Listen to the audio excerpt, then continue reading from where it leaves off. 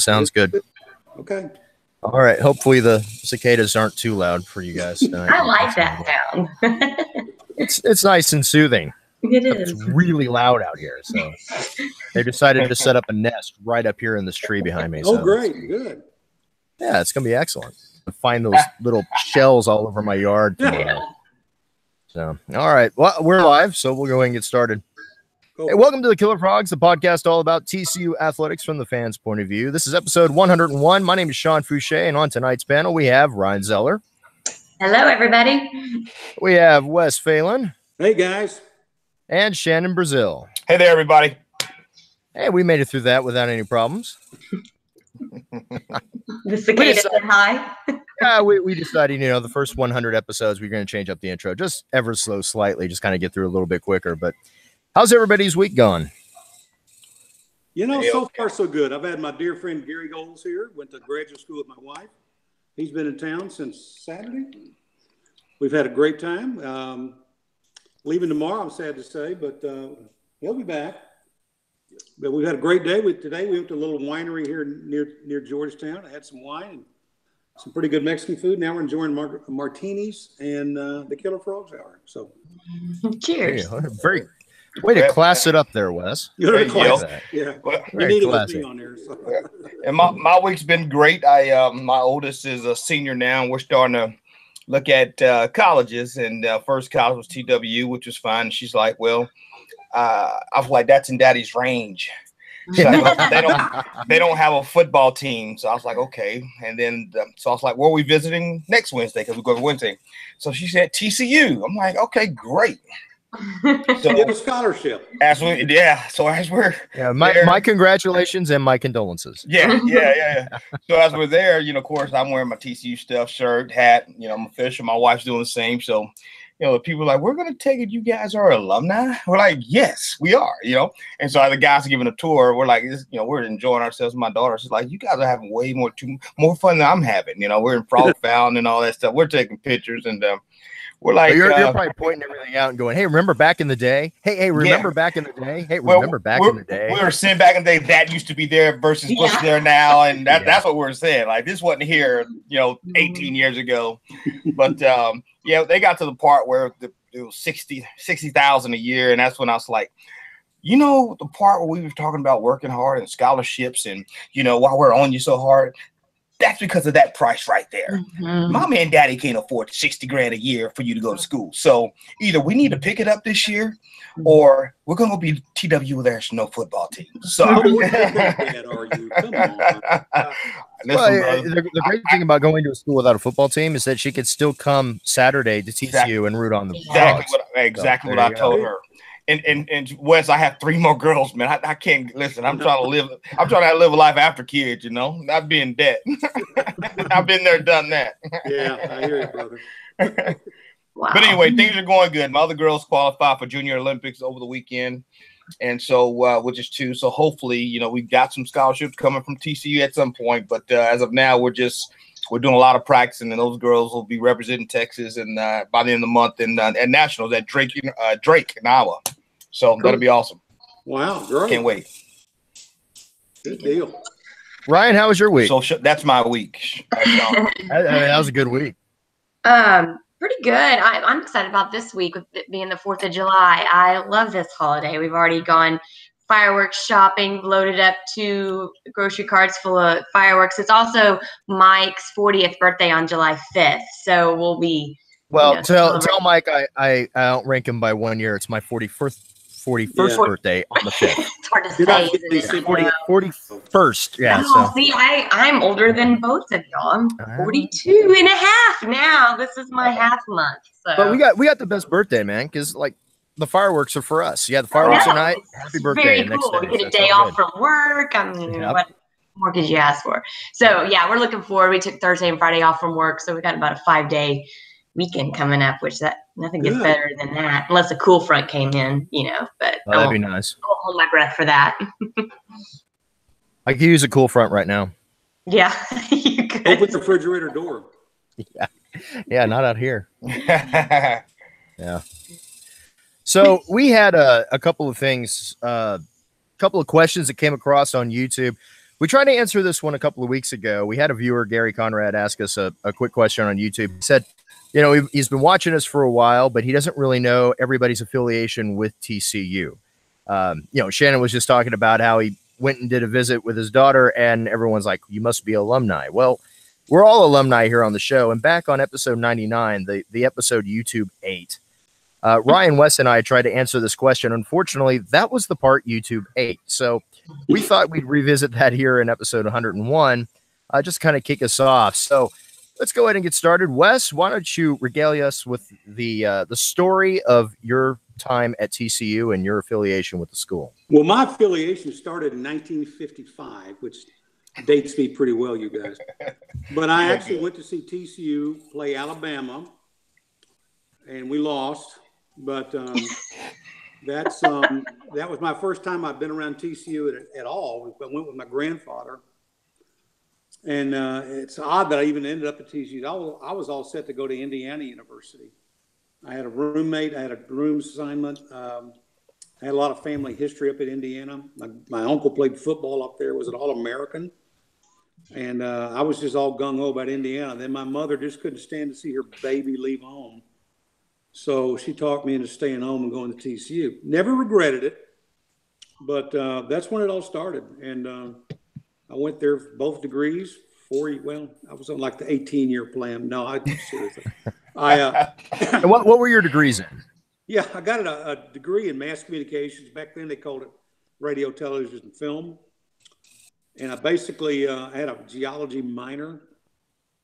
And I basically got out of that. There were no jobs in radio television at that time because ESPN had been created. Cable television you could only get if you're in the country and couldn't get an antenna to get the network stations and PBS and a couple of UHF stations.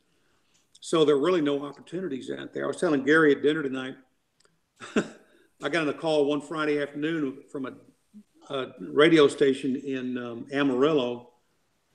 He said, can you start tomorrow afternoon? We need a nighttime DJ here. I said, well, I don't really think I have a radio voice at all. I think I've got a cruddy voice. But anyway, this guy was ready to hire me sight unseen over the phone. And I said, I don't have a place to stay. Oh, we got a cot in the back of the station. You can just sleep back there. And I said, I'm going to pass on this. Anyway, I basically started about a week later, went to summer school, got my geology degree.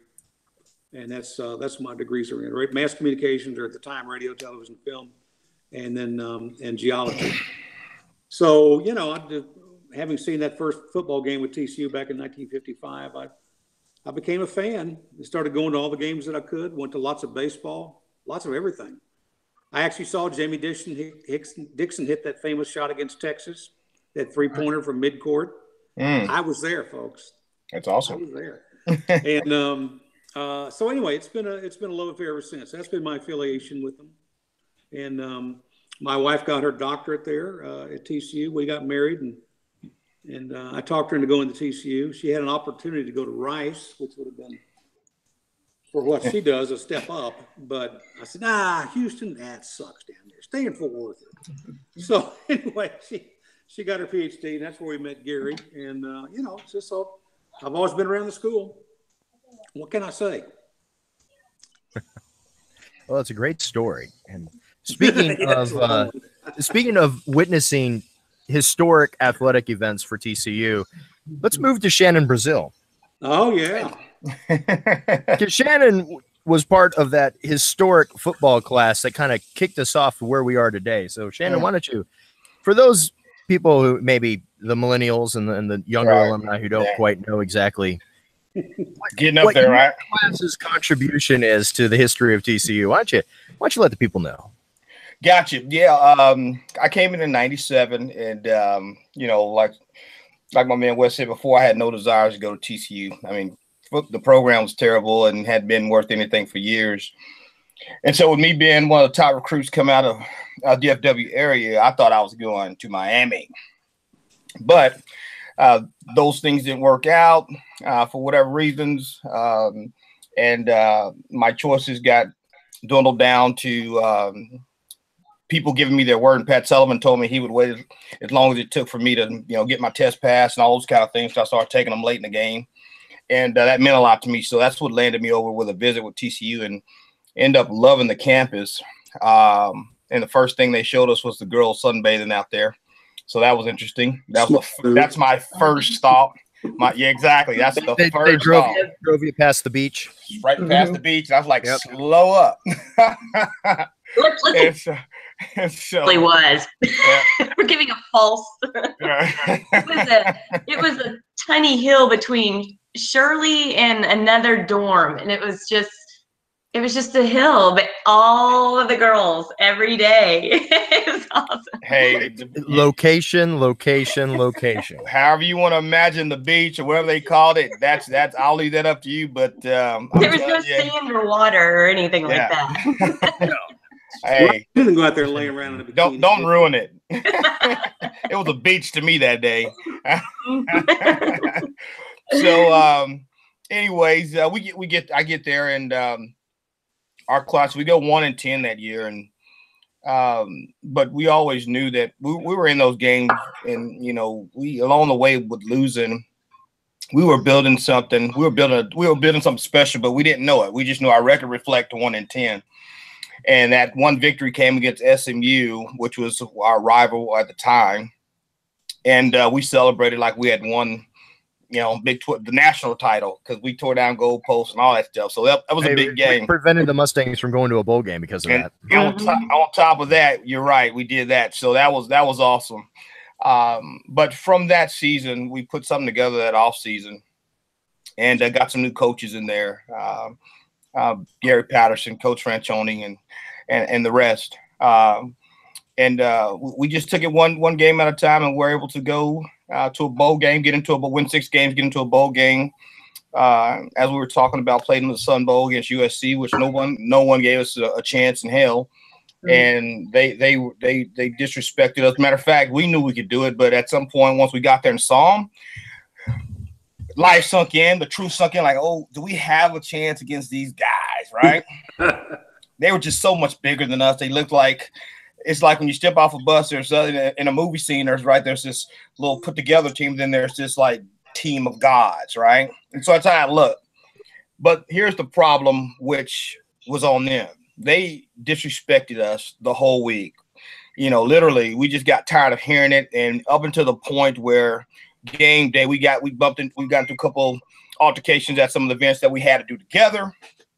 And at some point, it's like, okay, we put our pants on just like they do, and they should have let sleeping dogs lie. But now they crossed the line, and so they actually acted insulted that they had to play TCU. Yeah, we get it. They had first five rounders and all that stuff. We get it.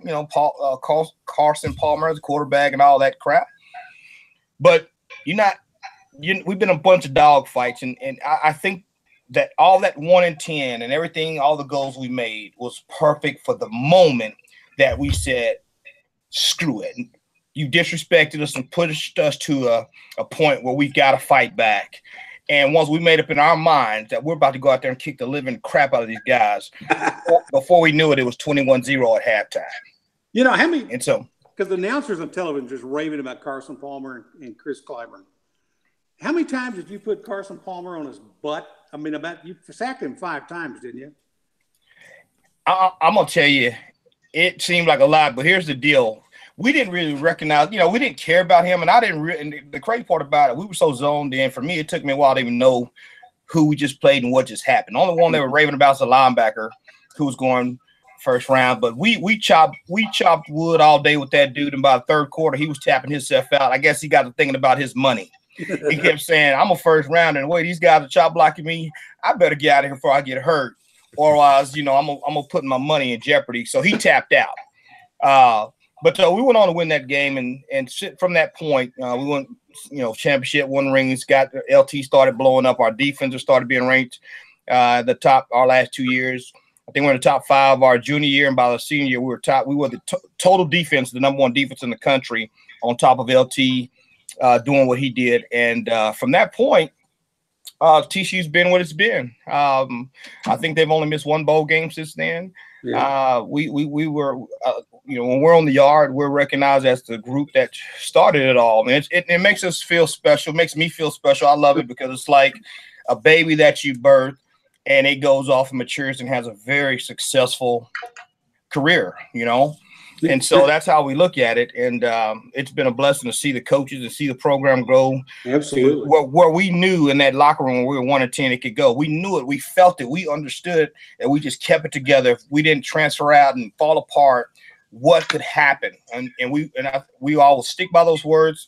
And it's just not fluff. We knew, and it's hard, you know, outsiders could probably be like, you didn't know, but if you were around the program when we were 1-10, you would know. If you go look at all those games, we were, besides a few, we were in the games. We were in, and we had most of our team were freshmen, true freshmen. We were playing with young guys, and we were in the game. If you go back to that North Carolina game where they came to the house, they're number 6 or number 5 in the country, and they had 6 or 7 draft pick first rounders.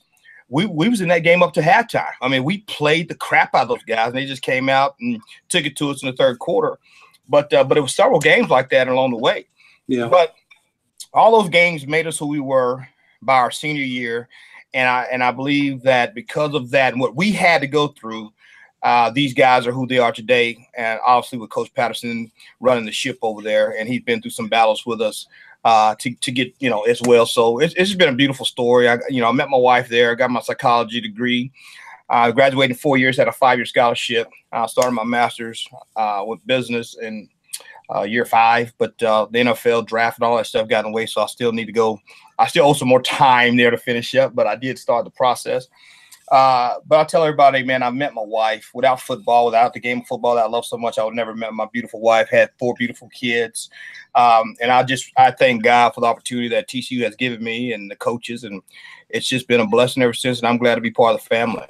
Let me ask you a question. What was the team's reaction when Franchione announced that he was going to Alabama? Did y'all just kind of go, it's over? Well, no, we're split. We had a meeting. You know, I don't know if people remember, understand our bowl game. We ran the show. We said we were mature enough as captains and leaders.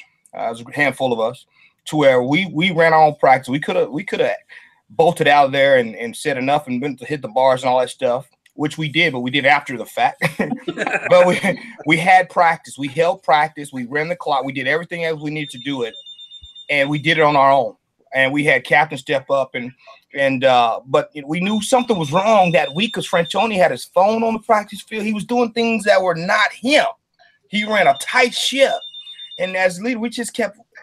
We're like, he's on the phone at practice, like during practice, his cell phone. That didn't make it now. Yeah. Yeah. Right. That doesn't make any sense. No. I'm not, no. Right. And so, he was just doing things like that. And, we saw it, but we didn't pay attention. And then when he did, when LT was in the Heisman and that he wore that color. Crimson tie. That was to me, and I'm a Franchione fan. I've been down to visit with him, a couple times. He's a friend of mine, but that was a wrong move. I mean, that was to me, that was a slap in the face, and I think he handled that poorly. I would say that, but LT's forgiven him, and listen, I know a lot of TCU fans. They don't like him. Some do. I understood the business side of things. I've always understood the business side of football. I understood that early when.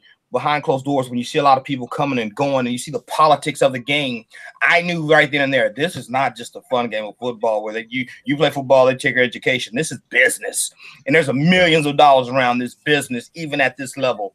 So I don't like the way Franchione did it. Am I mad at him for doing it? No, because I understood he was losing 18 seniors. He needed to rebuild this program, which he did, and he needed to go win a national title. And at the time, he was not going to do that. So I understood that. Coach Patterson, on the other hand, took, he hadn't built what Coach Franchione has built. Coach Fran was known as changing programs and doing this thing, not Coach Patterson. Coach Patterson hadn't proven anything yet besides he's a good defense coordinator. Now, because he was left a jewel, I will say that he's done his thing, and I think he's done things Coach Franchione would have never done at TCU, and that's just the bottom line. And so I think it was right for the occasion. I think he should have went on and Coach Friend did whatever he was going to do. I'm glad that Coach Patterson got the opportunity, and that's why we went our senior class to fight, walk in AD's office, take petitions, say, hey, this is the guy. Coach Patterson is your guy. you have to hire this man. And there was, again, I've already said this on the record, that there are other coaches who want us to vote for him, but we did not. We told them they're not a good fit to be the head coach of that university. There was only one man for the job, and that was Coach Patterson. Well, that's good. You know, Phil Bennett wanted that job too. We know. And I like Bennett. I think Bennett's a good guy, but Bennett was not. We had guys who wanted to leave, like literally leave because of Bennett, and one was my roommate at the time. So Bennett, it just you gotta. It's hard. When I say this, you can be like, "What?" But even with how hard Patterson is, with what you guys see and what we all see, on camera and stuff like that, he has a relationship with his team on the field and off the field. Like he gets them, and the guys get him. Bennett, he was like kind of one way. People wasn't feeling him off the field. He didn't know how to build those relationships with the team. And so we under Bitten, we had several people leave. And I remember those times. That's when those were the revolving door kind of thing. It was like, man, people are coming and going. But he just didn't. You have to be. Everyone can be a head coach. That's the reason why he's a DC. I mean, that's the reason why he's doing what he's doing, and nobody's really giving him that chance. So it is what it is. But he was one of them. Yep. Yeah, and I think that part of the story, both aspects, the fact that LT forgave Fran, and Fran leaving opened up the door to where we are today. Sure. No doubt about it. But the other aspect of that story being that you as a team, as a group of leaders, kind of paved the way to get Gary Patterson into that head coaching position. Yeah. And I think that's something that a lot of TCU fans aren't aware of, because it's not a story that's told very often, because you guys are a very humble group. I mean, all you guys are from that era. And it's great. It's great to hear the stories, but it's definitely a very, very poignant footnote in the history of TCU football that you guys stepped up the way you guys did and basically said, this is our guy. This is the guy you need to hire for the head coaching position. Yeah, we did. Aaron Schobel, Curtis Fuller, LT, myself, Sean Worthen. I'm probably missing a couple guys, but we were the leadership council and the captains, and we went to bat. We petitioned. I mean, literally names on paper, and we said, this is our guy. And I think they might have interviewed one person or something like that. It wasn't a lot of guys. And I think within a week or two, Patterson got that job. We wanted him to coach our senior game, and we appointed him as our head coach for that game. And so, the rest is history. Yeah. Hyman was the athletic director at that time. He was. So I think between Hyman and Ferrari, who was the chancellor, I think it speaks highly of them that they actually listened to what you guys had to say, took stock in the fact that you guys said, Gary Patterson's our guy. Yeah. And followed through on that, because that speaks volumes of the leadership that we had at TCU, which again, everything kind of had to come together at that point. Right. Yeah. Right. Fran had to leave. Patterson had to be okay with taking, not going with Fran, because Fran always took him wherever he went. And you had to have the leadership at TCU, both the athletic director and the chancellor, sign off on the fact that this is an unproven guy who's going to take over this particular program, which is kind of on the rise. And we need somebody to kind of lead us through what we like to all call, our 40 years in the wilderness, so to speak, our period of time there where we're traveling from, it's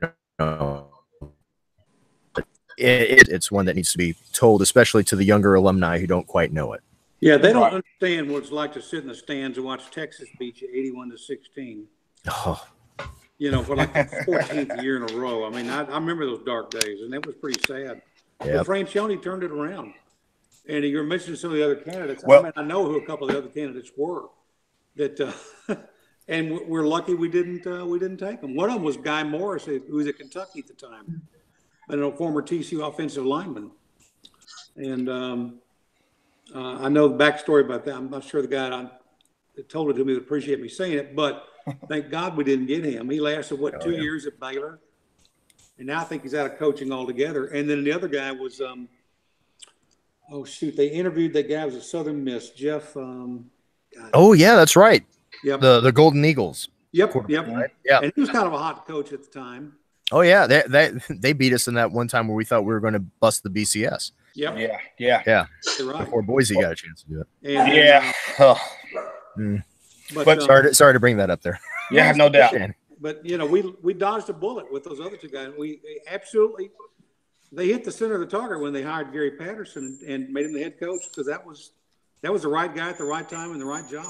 Really well, was. there's no doubt in my mind that we're not who we are today if things didn't fall into place the way they did. You know, we say all that, but again, keep in mind we're losing 18 seniors. Who's going to come in and you know that doesn't know anything about the players, don't know anything about the program besides what they've seen. Plus, keep in mind, guys, we just got through proving to people maybe 4 or 5 years ago that we can do certain things even after all these years of winning. So it's just one of those deals where it just everything fell into place, and I'm so glad it happened because we are who we are today because of it. Yep. Amen. Yep. All right, Ryan. Sorry to make you follow all of that. I know. I was like, oh crap, Sean. Thanks.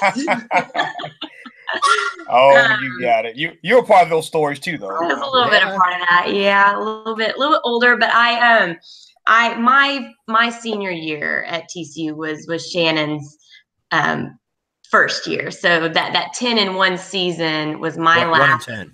I mean, sorry, God, yeah, you really want to reverse that one in your head. 1-10 season felt like we won the national championship that day. But I was a cheerleader at TCU on the co-ed squad, and that game, I still remember that game, and it was pretty amazing. But that was our only win that year, and you know, for a cheerleader, traveling to the away games was so much fun. We had a lot of great conferences that we were in during those years, and but I never got to cheer at a bowl game, so that was always kind of a regret that I never had that opportunity. But since then, obviously, we've been to a lot of bowl games, and I have been a part of that as a fan, which is pretty special as well. TCU was expensive back then too, not quite as expensive as it is today, but the dollar was a little bit, the exchange rate's a little bit different. But so my mom actually worked there in the football department for Coach Sullivan and Coach Fran for a little while, and so I got to go there because of that. And my mom went to OU, and my dad went to Alabama, so I always grew up being a huge Alabama fan. And I was a gymnast growing up, and I always wanted to be a part of their gymnastics team. But my dad said that school is way too big, and so I ended up applying to TCU and got in. So I, like many of us, I was in Colby dorm. That was the fun dorm to be in, it seems like back then, and I think it's still around today for sure. Yes. And I pledged Kappa Gamma, and I lived in the house for my sophomore, junior, and senior years. And then my major was interior design, so I lived in that lab for much while everybody was having a great junior and senior year. We were all in that lab for, I mean, almost 24/7. Everybody thinks design's like tossing pillows and picking out paint colors, but it wasn't. So it was kind of that might be the only thing I would change if I went back to TCU. I might not. Well, you know what? I'd still do it the same because I made so many great friends. Well, hold on. So what does interior design involve if it's not picking out throw pillows and I know, right? Well, it's actually architecture to a level. So it was odd. I mean, we just got email, I think right at our senior year. We were kind of in that technical transition. So the first couple years in the major, we were doing architectural drawings like the old people did, you know, on the draft boards with the T-square. Sorry. Like the old people. And I'm a part of that generation apparently too, since we were doing it. But not talking about you, Wes. Not talking about. We had the T-squares and the rulers and just the drafting tables. Oh my gosh, the drafting tables. We had our art bins that we hauled to class every day. I mean, it was just, everything was by hand, and it took forever. And I'm telling you, if you messed up, you had to throw it all away and start over, even if you were 40 hours into that drawing, that draft. So by my senior year, we had gotten AutoCAD and started learning that. So it was a rough transition into the real world because the real world was on all that stuff, and we had only had about a year in it. But it was fun. I still, actually, my best friends are from my design class today. The ones I stay in touch with the most are actually like Zabette, and Kristen was my sorority sister, but she was a design major as well. So what got me to TCU, it was Young Life. I had a lot of Young Life leaders in high school that were, Kappas and Chios and DGs, and a couple of them were cheerleaders, and I loved them. I thought they were the neatest girls I'd ever met, and I decided I wanted to be just like them and and come to TCU. So that's how I got there. I did the study abroad program in Scotland with my design class and geology, Donovan's class, and then did a stint in Mexico for a couple weeks during the school year with the design class. So that was really neat. And then I got my master's in liberal arts in 2000. I think it was 2006, 5 or 6. And actually, Sean, we have our 20th class reunion this year. Congratulations. Awesome. You're coming. And you know why? Because it's at, I think it's at, I hope I get this right. I need to look it back up. I think it's at the Witherspoon Distillery. So it's whiskey. I mean, oh, is it? Oh, I'm there. I mean, that's a no-brainer, right? So it's a no-brainer. Yeah, that should be fun. So I was there for 4 years. I got in and out in 4 years. That was the deal with my parents. And so I did that. And the rest is history. I'm just obviously a massive fan to this day. There's just something very, very special about that school. And Donati, we can get into this later on. If you listen to episode 100, he talks about that when he visited TCU. And I think all of us have felt that way the first time we walked on campus, even back in the 90s when it was not nearly as beautiful as it is now. So. I remember the 90s. Yeah. last good decade for music. All you, Sean. Tell us about your life at TCU. My story's boring. Oh, I don't have much of a story. No, well, okay. So I almost went to Texas. Oh. Oh, well, if you're going to start it that way. I don't think you told us that. Well, Ryan, you'll remember the game against Texas in '94. Yeah. Where they beat us at home. Yeah. I was there. Yeah. Dressed in burnt orange. No. I was yes. So let me explain. Let me back up real quick. So I was an all-state musician in high school. Saxophone player, both all-state jazz, all-state concert. So I was going to go to school on a music scholarship. Yeah. And I had offers at Michigan and Texas. Wow. And Baylor. So I didn't like Baylor for obvious reasons. Mm-hmm. Michigan was way too cold. Yeah. So I was planning on going to Texas. So back in 94, when Texas came to town, played TCU. Unfortunately, if I remember correctly, I think they beat us. It was an opportunity for me to kind of meet with a lot of my old high school buddies who went to Texas, and I got to basically be in the Texas band for the game. You know, got to march in with the band, got to be on the field at halftime, and got to cheer along with the band, and did the whole thing that you normally would when you're getting ready to go to Texas. Cool. So that summer, I went down to Texas for one of the big music camps that they had, and met the saxophone teacher for the first time. Biggest jerk I had ever met in my entire life. Oh. Just from meeting him alone, I went back and I told my parents, I'm like, I can't spend a week with this guy. There's no way I can spend 4 years studying underneath him. He had the biggest ego on him. That was really anybody like him in my entire life. And he wasn't like he was some nationally renowned, saxophone player that earned that right to be that way. Yeah. Oh my gosh, it was terrible. Plus, everywhere you go on that campus, you're walking uphill. And I don't know if you know, but back then they wanted me to play baritone saxophone, which is a fairly large instrument. Yeah. And is a fairly heavy instrument. And walking from the freshman dorms on the campus of University of Texas to the music building, they didn't have Uber back then. I mean, that's not something you could have done. And so I was just like, you know what? I'm going to look around and see what else I have. Well, I talked to Kurt Wilson over at TCU, who was the head of the jazz program forever. And he said, come in and audition. We'll see, we'll see what we can do. It rest, as they say, is history. So I was able to get a scholarship at TCU at almost the last second. Wow. So originally I was going to go to Texas, or if I didn't get that, I was going to take the Michigan thing and go up to Michigan and freeze my butt off. Freeze your butt off. Yeah, absolutely. Which I don't do. You'd been snow. walking through snow instead of uphill, or maybe both ways. Both ways. Barefooted. Yes, with it would have been whiskey in your jacket for sure. Yeah, well, I didn't drink. I was just a lonely high school student. You would have. I probably would have drove me to drinking. Sure. So, what was one of the neatest moments at TCU being in the band that you can remember? I'm sure you have several, but wow. Probably the neatest moment for me was meeting my wife the very first day, the very first class at TCU, my freshman year. Wow. There you go. That was my neatest thing. So I get to TCU and I had to take a kind of a basic music theory class because my high school director didn't teach us squat. So first day of class, it was 8 a.m. Music theory. I'm sitting there. I'm commuting at this time because I didn't get in early enough to get into the dorm. So I'm commuting from home. And I get there early. In walks my wife about 2 minutes late to class with another girl that she met in the dorms. Now, my wife is from San Antonio, and she's a first-generation American. Both her parents are from Mexico. And she met probably one of the only other Hispanics in her dorm at the time. We was in Brownsville.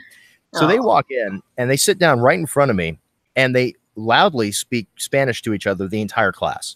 And the professor at that time was one of those kind of mousy professors who you couldn't hear unless there was it was absolute silence. So like the very first day of class, I couldn't hear anything. I was so pissed at her the first day of class. So it proceeded that way for the next couple of weeks until we had to have study groups for the big exam. And sure enough, who needed help studying? Right.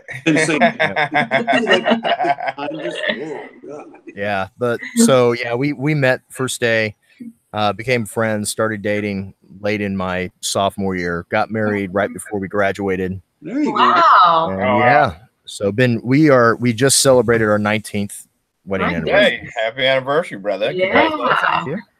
And yeah, so we've had 2 kids, but I mean that was probably the best moment of being in the band. Outside of that, playing at Carnegie Hall.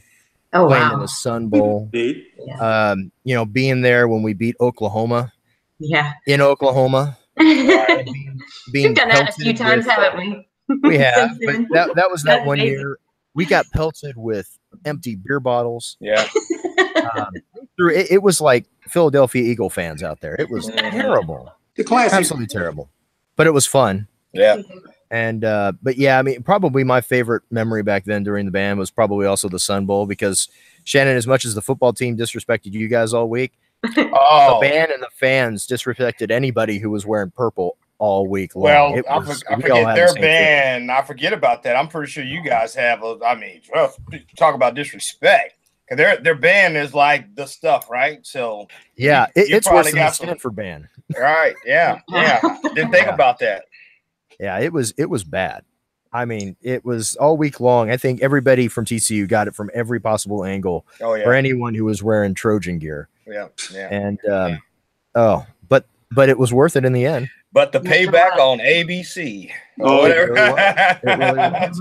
So no, I went to school. I got a degree in music education. Nothing really fancy, but like Ryan said, we were kind of in that time period where we were on the cusp of technology. So I actually worked for Tandy while I was at TCU as a technician and started learning web programming, all that kind of stuff. So by the time I got out of TCU, I had my own web design business and was designing websites for Fortune 500 companies. And I've been freelance. I was freelance for several years. Was asked by Dallas Community College to come in and teach an entire several courses in multimedia design. Did that for 2 years. Got a full-time gig doing that at Tarrant County College. I've been in Tarrant County now for 11 years. So, yeah. But that's cool.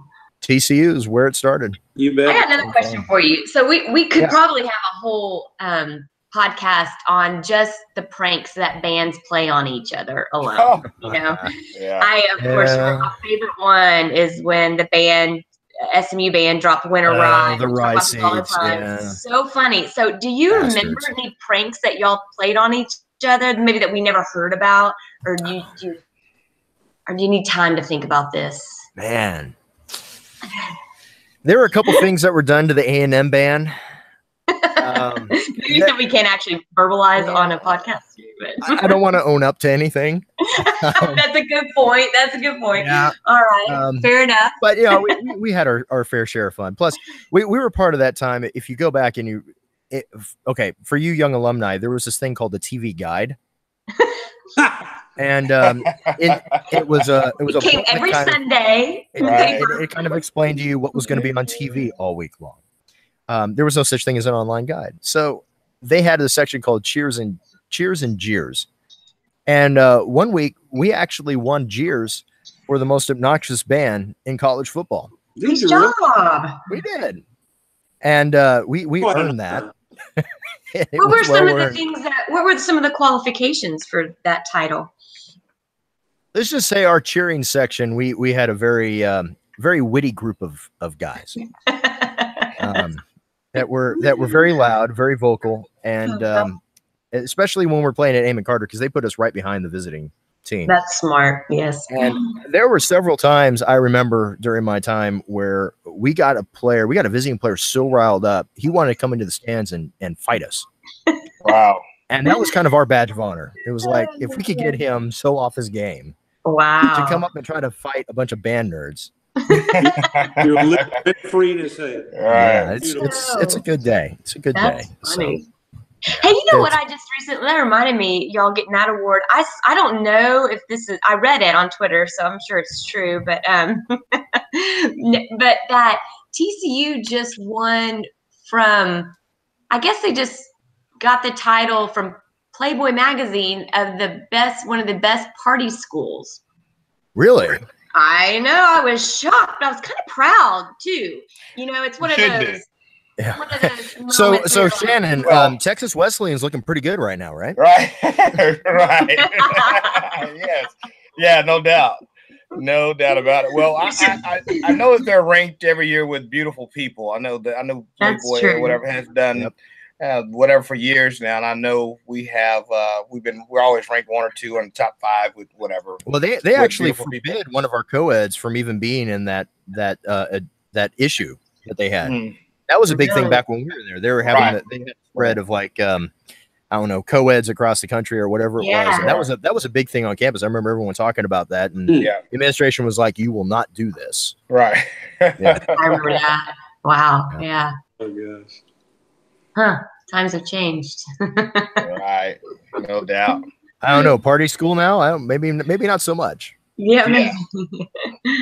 Wow. Yeah. Party school.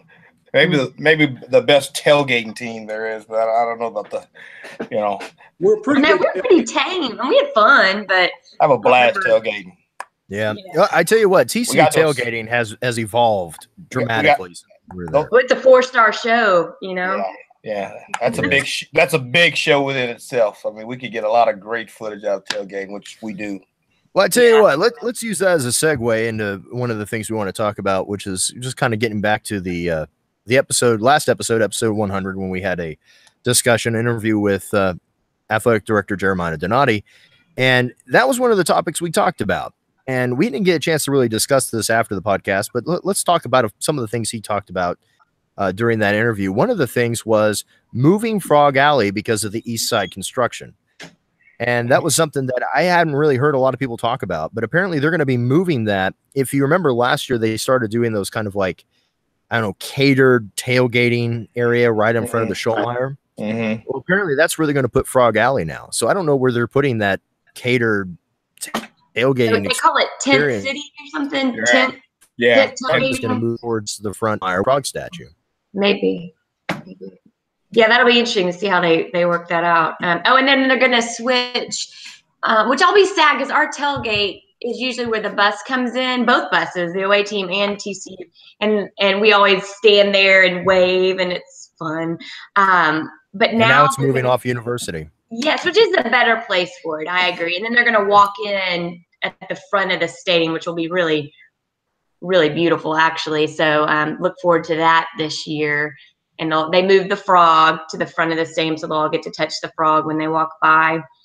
Trying to think. You know, I'll be honest with you, I think that's a much better area. I do for too. Both Frog Alley and for the walk. Yeah.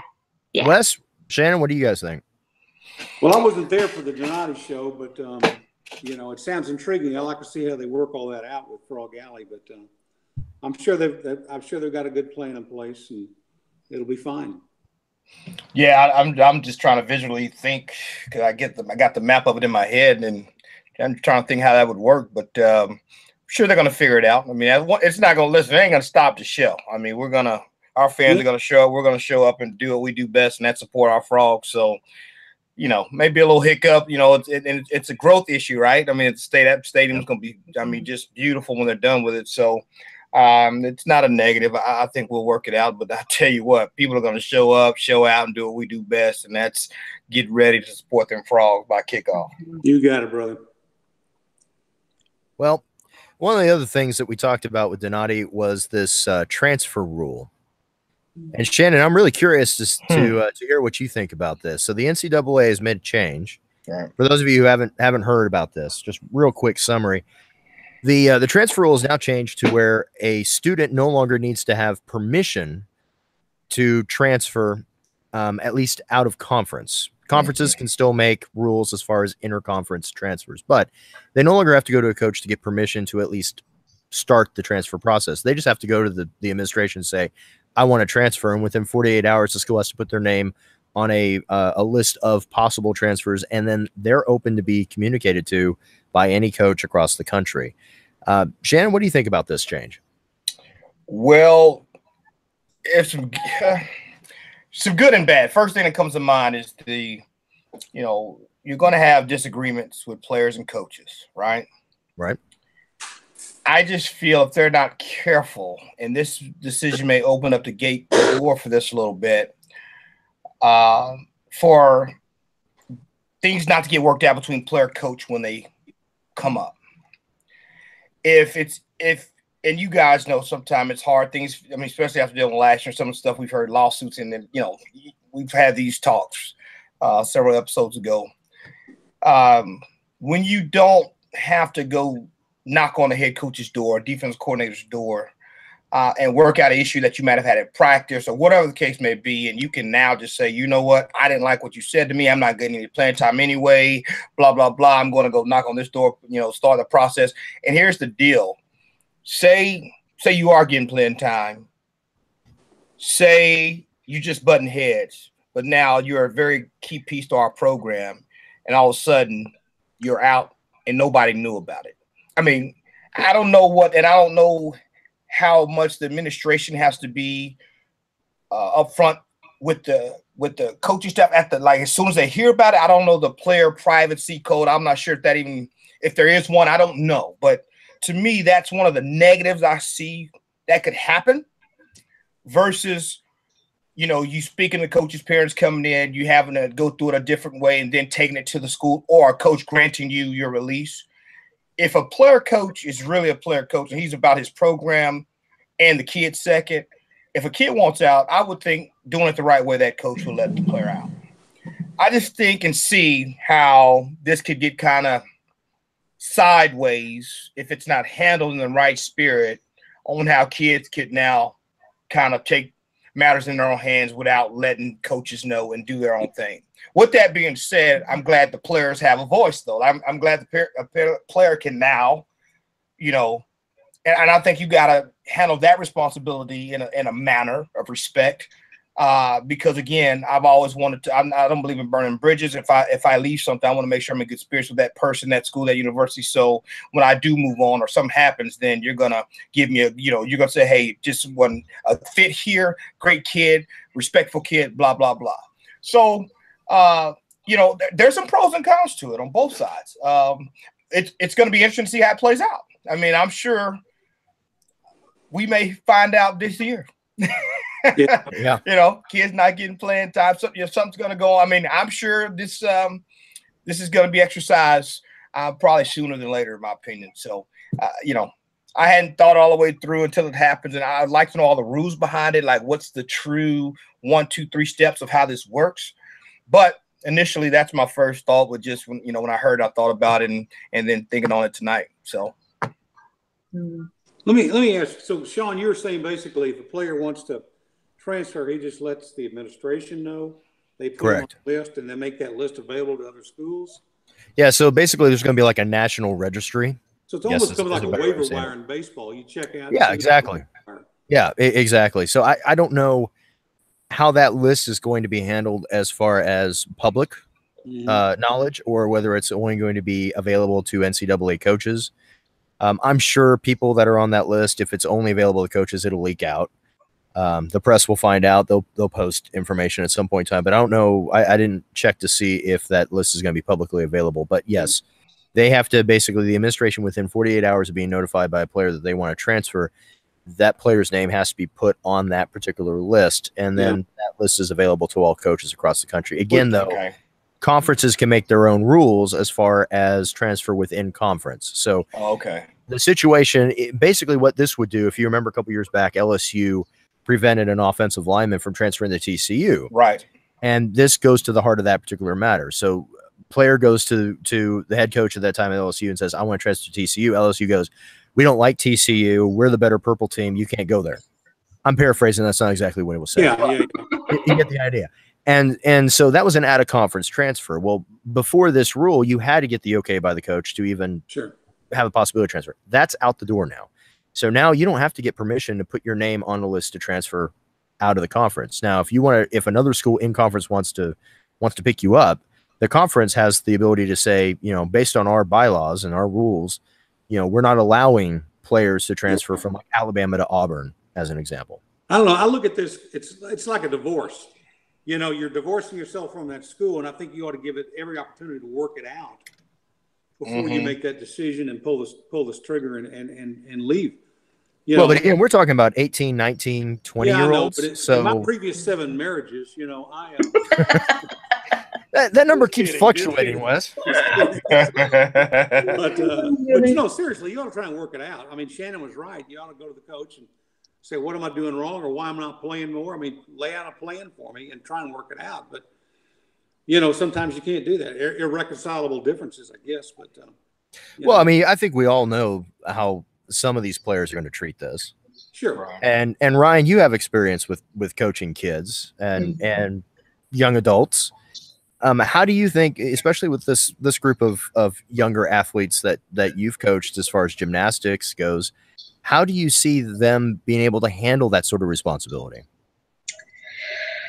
Oh gosh. It's all going to come down on how they were parented. I mean,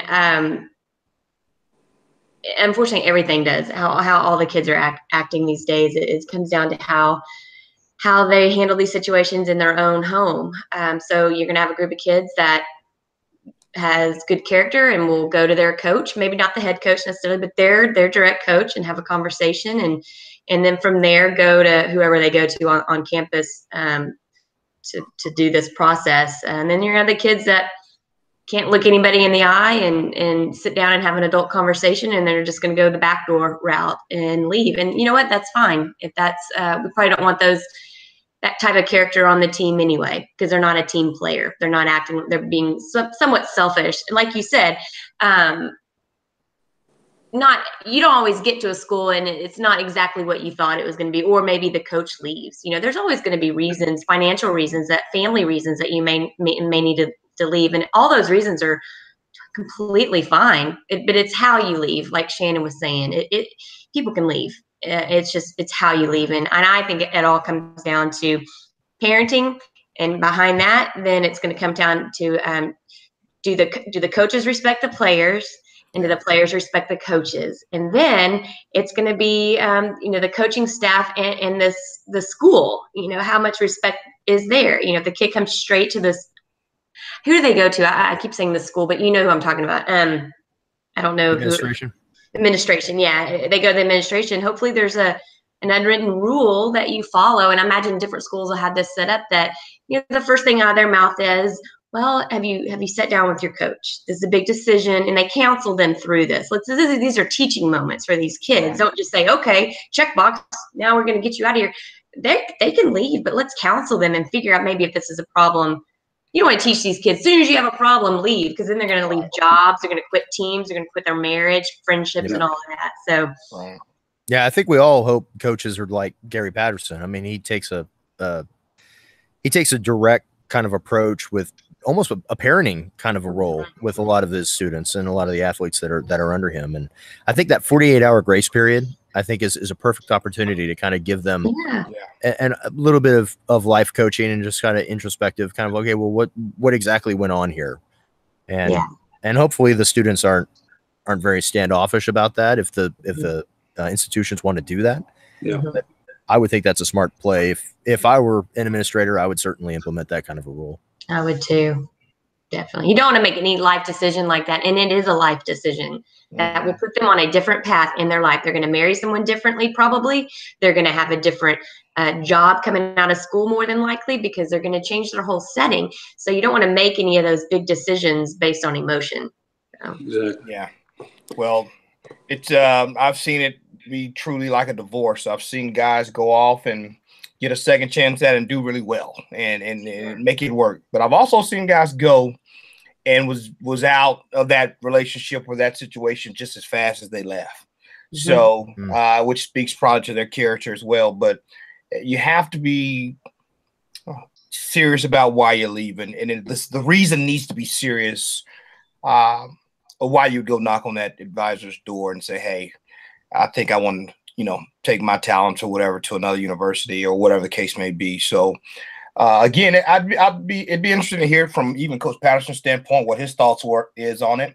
I'd like to get a little bit more information myself on it to see what other steps for really is it easier than we're making it, or is it a lot harder than we're making it? And it's just like you just can't knock on our door and say, hey, I'm out of here, and that's that. So I'd like to see what happens and how that process works. But again, it's change. I mean, that's letting me know we may get a little bit closer to athletes getting paid, guys. Well, that is a topic for another show. Ryan just laid out her opinion. All that twist out there. Well, I will tell you this: that after the NFL. I mean, I knew who I would get a reaction from. So. Yeah. But change is good, just sometimes we got to see what happens, and wait it out. We'll see. It can be a positive situation for kids, and maybe they'll use their voice in the right manner, and we'll see what happens. Yeah, I know the initial reaction from Coach Patterson was that he was not for it. He was not for this particular change. And I'm sure I'm sure on the surface a lot of people saw that and thought, he's not going to bat for his players, but I think a lot of that has to do with he knows the character of a lot of these kids, and he knows how a lot of these kids, when they come in, they don't get playing time immediately, and that can immediately kind of snowball into somebody deciding, if I don't get playing time immediately, I'm out of here, kind of a situation. But I'd love to interview him and get his thoughts on that a little bit later, and I'm sure that's going to be one of the topics of media day coming up here soon. Well, something else to add to that is, they always talk about recruiting. We got into a little bit of this with Donati as well. These kids make decisions to go play football at 18 based on the school color, school mascot, how cool their uniforms are, how cool the locker room is, what the team gets. There's so many things that at 18 years old can pull you to a program or not, and you're not always looking at 4 years down the road, or how do the coaches coach, what's the team dynamic. You let some materialistic things maybe cloud your judgment, and these kids, which is it, Oregon, that has all the crazy uniforms. They have a different uniform every game, and then A&M, God, their locker room, for baseball and football is amazing. And so but you got to be an Aggie. I know, that's true. So, sorry. But so that coaches have a hard time. The big deal at TCU is our school colors are purple and white, but our players wear black mostly because they want to wear black because it makes them feel mean and tough, and they look tougher.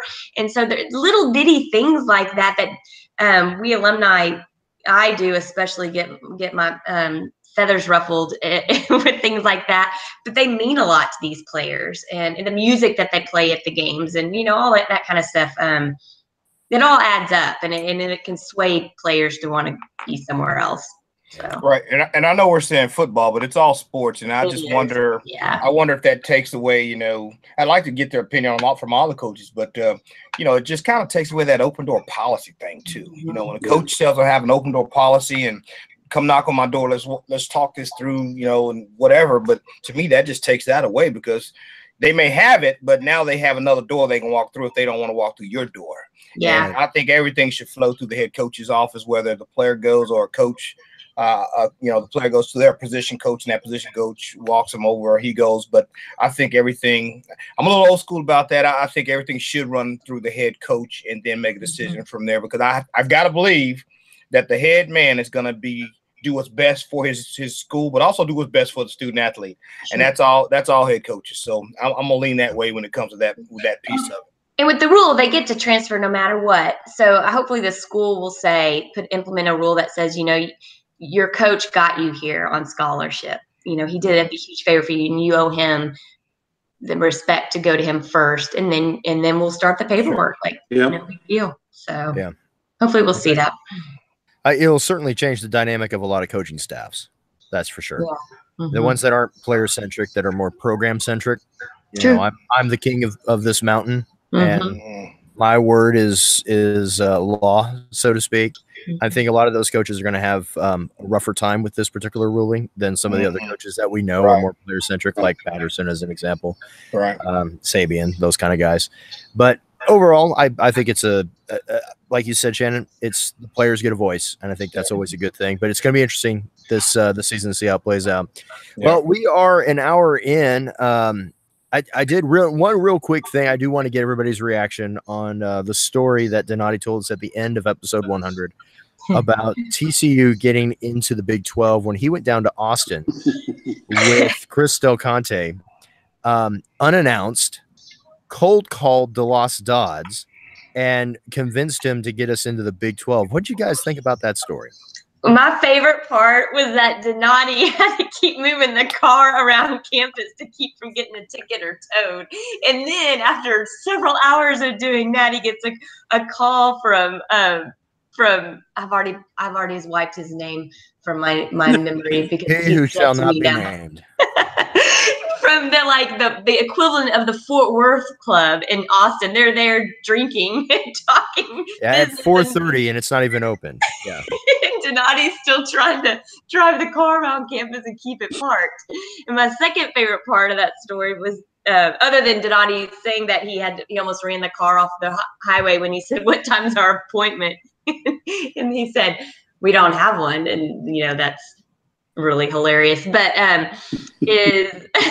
is when he got there, Dodd said, I've heard plenty from him. I want to hear from you, Donati. I wanted to ask him in that interview what he said, but I figured, you know, if he wanted to tell us what he said, we were out of time. We were already over. Yeah, we were. So maybe we'll save that for another time. But I would love to know what he said.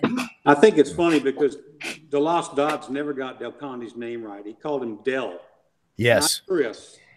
So I think the first name was Del and the last name was Connie. So and I've heard that story a number of times, and from Chris Del Conte himself. But he kept calling him, "Well, hey Del, so what's going on? When are you going to get your paperwork in?" It's just, he said, "No, it's Chris." Yeah.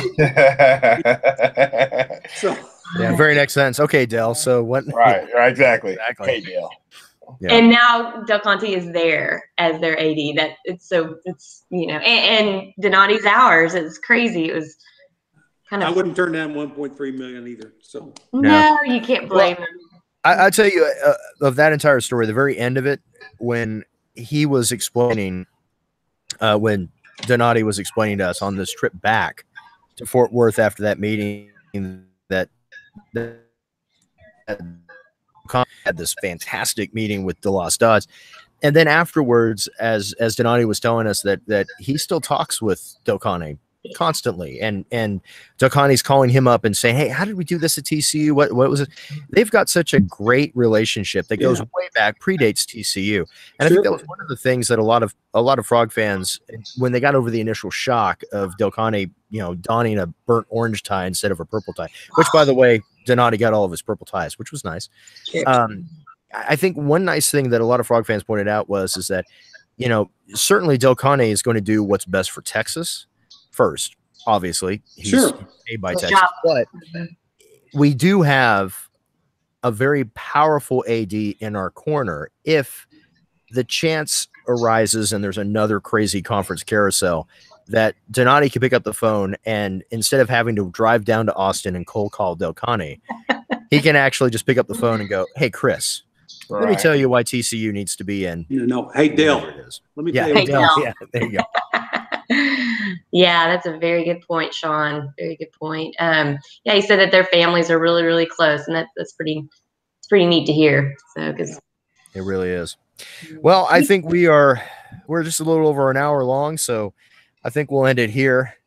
If you guys don't mind, is there anything else you guys wanted to talk about tonight? No, might just talk. Just thanks to Shannon, Jack Hasselbrock's going to join us next Monday, or we don't hear these on Monday, but you'll hear it on Tuesday. Looking forward to having him on. Anybody who knows him loves him. So yeah, Jack holds a certain distinction. For those of you that don't know, Shannon, correct me if I'm wrong, he is the only non-Letterman in TCU history to be accepted into the Letterman's Club. Or Letterman's Club. Yeah, Hall of Fame. Yeah. Mm-hmm. Yeah. That's huge. It's a big deal. Big deal. Jack's my guy. Love him to death. Yeah, that didn't tell you anything about Jack. I mean, the guy is phenomenal. Solid. Yeah. He's solid as a rock. Yeah. Solid earth. But good guy. He's looking forward to doing it. And he was a little tired tonight. He's had some medication for his eye, but he's definitely told me to look forward to doing it next week. So good. Stay tuned, everybody. Gonna be a good show. Absolutely. Well, with that, we'll call it a night. We do want to wish everybody a happy 4th of July. And hoping you safe. Yeah, be safe. Eat some good barbecue. Have a nice drink or two, or Wes will come over and make you a couple martinis. Yeah, we can do that too. Yeah. And so with that, we want to thank everybody who's listening to us.